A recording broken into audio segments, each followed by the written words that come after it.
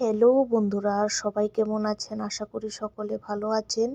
আজকে একটা লাঞ্চের মেনু নিয়ে আসলাম, কি কি খেলাম দুপুরে সেটাই আজকে আপনাদের সাথে শেয়ার করতে যাচ্ছি। প্রথমে প্লেটের মধ্যে স্টিম রাইস নিয়ে নিলাম, তারপর উচ্ছে আর আলু ভাজা নিয়ে নিলাম, এরপর দুটো ডিম সিদ্ধ করে ভেজে রেখেছি।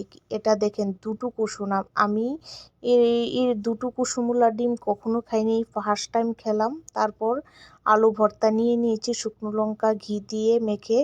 এইদিকে আবার পালং শাক নিয়েছি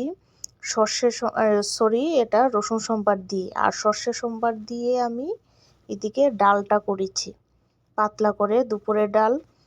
তারপর এতটুকুই, আজকে আর বেশি কিছু রান্না করিনি।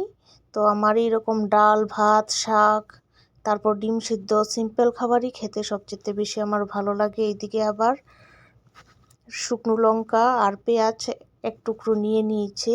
এটাই ছিল আজকে আমার দুপুরের খাবার। সবাই ভালো থাকবেন, সুস্থ থাকবেন।